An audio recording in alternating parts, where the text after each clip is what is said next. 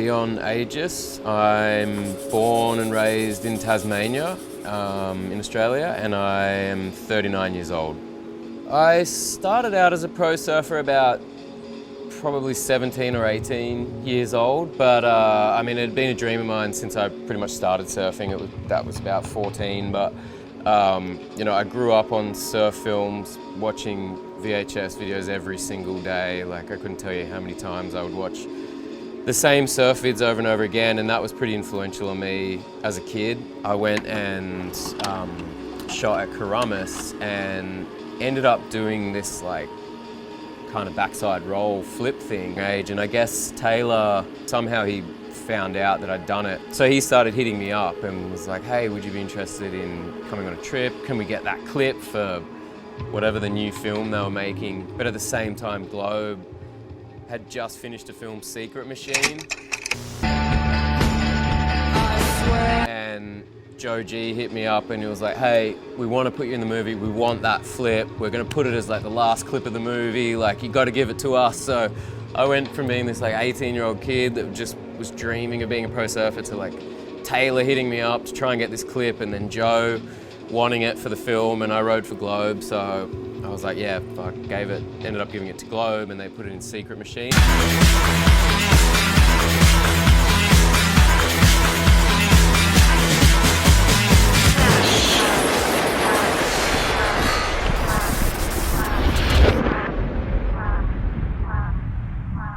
Cool. Is that it? I kind of got on Taylor's radar after that, and then we shot a bunch more stuff in Bali, which ended up being used in Stranger Than Fiction. On a slightly lighter note, professional bodyboarder Dion Agius now thinks he can stand up surf. Well, good luck with that, Dion. We wish you all the best.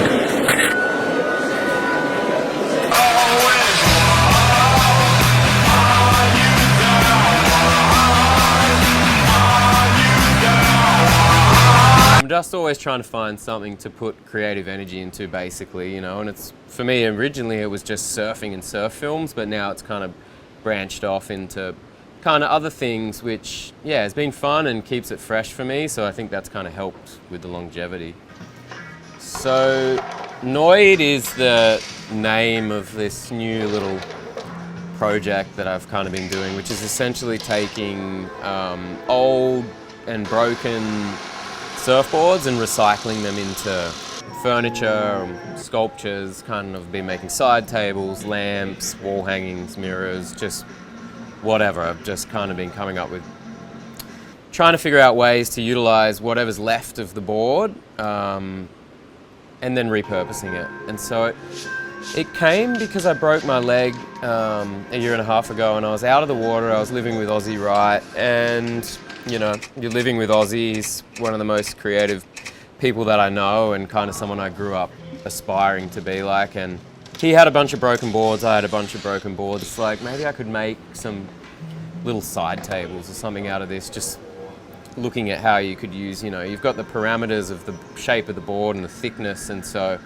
next minute I had like 30 of these things that I'd made filling up my little studio, and I was just trying to figure out what they were. And when I was a kid growing up in Tasmania, my nickname was Noid because that's Dion backwards. So it's pretty fitting. They seem like little noids, just the colours, the shapes, whatever. And so it kind of stuck, and that kind of became the name of this new project. And so, yeah, I mean, it's only two kind of like bodies in, I guess. One that I showed in Australia and one that we've just showed here at the surf villas in Uluwatu, and yeah, everything was made here on site at the surf villas, and it was amazing because I could run out for a quick surf in the morning, come in, work my little butt off, go grab some food, go back down, work, maybe surf. So I kind of just didn't leave here for like a good 8 or 9 days. I was just pretty locked in, but I mean, it's as good as it gets to be able to do something like that, because,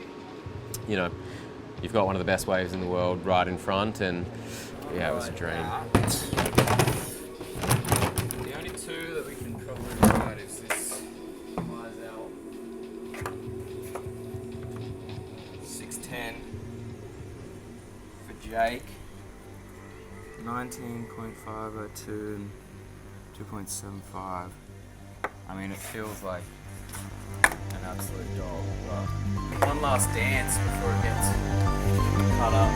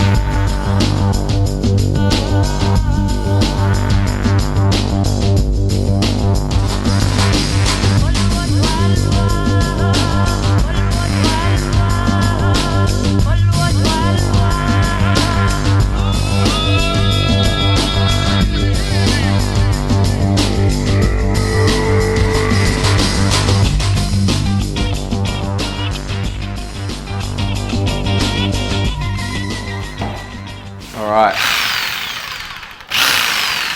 I don't want to do this, but sorry Parzel.